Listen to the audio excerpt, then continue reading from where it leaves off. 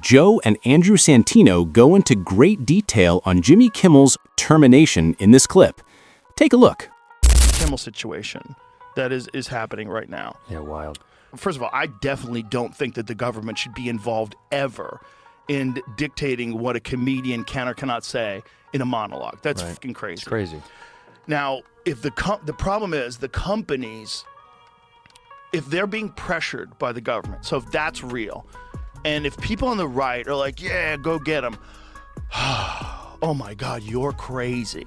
You're crazy for supporting this because this will be used on you. You don't think that the fucking globalist lizard people who run the world are sitting here going, great, what do we got, 3 years? We'll wait this out. We'll wait this out. Yeah. Let them say the government should be involved in censoring people's speech. Yeah. Let them support that. Let these fucking dumbasses, because Jimmy Kimmel's a leftist, let these dumbasses think it's a good idea and we should celebrate. That's the most toxic shit I keep seeing online when people are like, yeah, shut him down. This Jimmy Kimmel incident, in my opinion, is not the starting point for future restrictions. This has always happened to the opposing side of whoever is in charge at the moment. You could likely argue for each and every president who has held office. As usual, sweetie. When I was a kid, I was fascinated with Carson and the idea of The Tonight Show. He got pressed a lot of why he didn't express his political beliefs. Right. And he often, I mean, there's a clip of him that everyone's probably seen where he says, it's a great clip. That's not my job. And I don't know if he said this or I heard this somewhere else, but someone had said something to the effect of, the job is to put America to bed at night, not give them nightmares. Johnny Carson didn't say it, but his attitude toward politics and late-night shows is essentially that. Here's Johnny talking about this, and I believe he's spot on. Real danger. Once you start that, you start to get that self-important feeling that what you say has great import. And strangely enough, you could use that show as a forum. You could sway people, and I don't think you should as an entertainer. Look, the Jimmy Kimmel thing is, unfortunately, I think what he was trying to do was just set up a joke. He was trying to knock on the MAGA people, but also set up a joke, which was good. It was very funny. Like where he showed the president's response to Charlie Kirk. Yeah, like, the new ballroom they're building. And he said like the fourth stage of grief is construction. It's a fantastic joke. He also said that's not how a grown adult reacts to the death of his friend. It's like a 4-year-old mourns the loss of a goldfish. Yeah, very funny. It's a great joke. He was trying to set it up. Yeah. But he set it up in a way that, like, okay, you're saying something that's actually factually inaccurate, according to the narrative. Let's review some new lows over the weekend with the MAGA gang desperately trying to characterize this kid who murdered Charlie Kirk as anything other than one of them and doing everything they can to score political points from it. In between the finger pointing, there was grieving. On Friday, the White House flew the flags at half-staff, which got some criticism. But on a human level, you can see how hard the president is taking this. My condolences on the loss of your friend Charlie Kirk. May I ask, sir, personally, how are you holding up over the last day and a half, sir? I think very good. And by the way, right there, you see all the trucks? They've just started construction of the new ballroom for the White House, which is something they've been trying to get, as you know, for about 150 years. And it's going to be a beauty. Yes. He's at the fourth stage of grief, construction. There's demolition, construction. This is not how an adult grieves the murder of someone he called a friend. This is how a 4-year-old mourns a goldfish. What are your thoughts? As Joe claims, was there anything humorous in the monologue?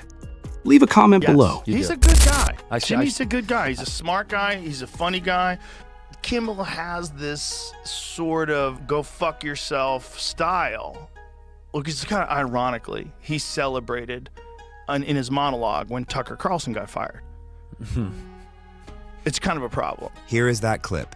Fox News has severed bow ties with Tucker Carlson. After all these years, they are parting ways, which means he was fired. I mean, that's really what parting ways mean. Tucker couldn't be reached for comment. He's already on a plane to Moscow to meet with his manager.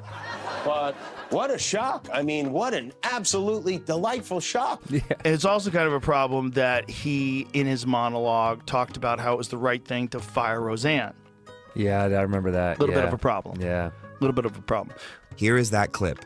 ABC decided to cancel their highest-rated show, Roseanne, following a tweet in which Roseanne compared an African-American woman, a former advisor to President Obama, to an ape, which did not sit well with ABC management or anyone with a brain, really. So they announced that this first season of the show is also its last. Also a problem that he thought he made a joke about the unvaccinated people shouldn't get hospital care if there's people who are vaccinated that need that room. I think the joke was, oh, vaccinated person who's had a heart attack, come right in here, sir. Unvaxxed person who gobbled horse goo, rest in peace, Wheezy. Like, that was the joke. Like, I'm unvaccinated. And I was like, that's kind of a fucked up joke, but I'm not mad at him. No, it's a joke. It's just a joke. Whatever that implies. This grimace makes it clear that Joe has zero faith in Kash Patel, most likely as a result of their podcast, episode 2334. When Kash came on to talk about the Epstein files, we really started to break this down.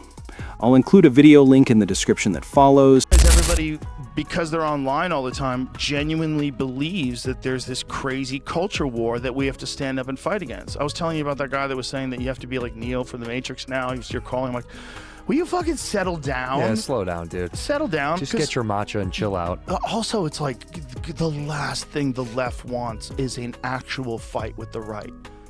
They're so much more armed. I was just going to say, who do you think has all the guns? Who do you think is former military? Yeah, who do you all think the is guns? law enforcement? You think there's a lot of lefty law enforcement people out there?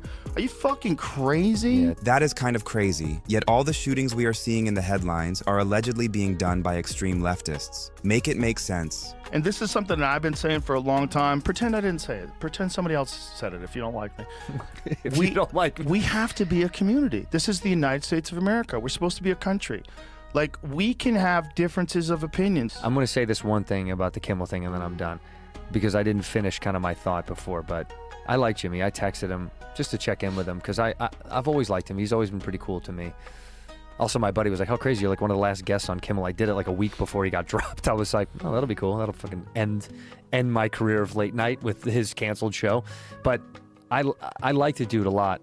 And I think my beef with that world is, I think they got so political and they had to ground themselves in it so much that it took away from how fun those shows could be. Yeah.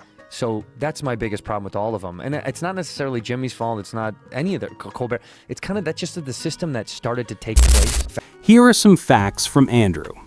All of this is a result of the media and the general mainstream news. To me, it's all the same. What are your thoughts? Leave a comment below. With this Jimmy Kimmel thing, if you let this happen, it's going to be able to happen with something that you agree with. Everything across the board. Yeah, if you're a person who's on the right who's happy that he's getting pulled, yeah, fuck him. Like, if his show goes away because of bad ratings, that's one thing. And you want to celebrate it, go ahead. But you don't want it to happen this way, kids. You don't want to give that kind of power away all of a sudden, you know? And people could say, well, they've always had that power, and they, you know, it's true. And look, the FCC fined Howard Stern a fucking preposterous amount of money. You know, Howard Stern, he was doing shit on the radio that no one had ever even thought about doing. Yeah. Like, you want to talk about like a real pioneer? That motherfucker, when he was on the radio, I know he's a little woke now and he likes to wear a mask. He's the different guy than he was back then. He's a different guy. He's making girls ride Sibians live. I get it, but I just still respect the guy who did it in the beginning. And the point is, without that guy, we would not be here. Joe is being virtuous. It's very admirable, given all the things Howard Stern has said about Joe over the years, from criticizing podcasts to denouncing him for his COVID-19 falsehoods. However, I suppose we already know who had the final laugh. The amount of money they fined him during the Bush administration, like, people forget, so that was the right. The right at the time was going after Howard for indecency. And so I think it was because he was criticizing George Bush. Jimmy Kimmel returns. ABC ends suspension starting Tuesday. See, called it. You did. Called it. You know what's interesting? You know what I thought he was going to do is get into different media now, like Conan with this podcast. I thought he was going to do that too. Well, that probably would be a good thing for him to do. I could see him doing that. But they're really smart to do this because the wave of people watching, I bet he gets the highest ratings he's ever had. Ever. They'll be nuts. Yeah, the ratings will be nuts. Look at that coming back. It's the Streisand effect. You can't do that. remove someone for talking badly about you in 2025 if that's what happened. If that is the way it goes. If that's what happened. If that's what happened. I suspect there's a lot of factors. One of the factors is declining ratings, right? So as the ratings go down... In actuality, these things are true. The ratings for late-night shows from 2010 to 2025 are displayed in this graph. As you can see on the left, Jimmy Kimmel Live isn't doing well. Get more and more sensitive about subject matter, more and more sensitive about advertising, because, you know, you're already like, the show is kind of in a bad direction as it is. Look, the ratings are dropping because people are getting annoyed with it being too political, or whatever narrative they could say, right? And, you know, there's advertisers that get upset because they might be right-wing. It is a decision we made because we felt some of the comments were ill-timed and thus insensitive, the statement said. We have spent the last days having thoughtful conversations with Jimmy, and after those conversations, we reached the decision to return the show on Tuesday. Good. Good.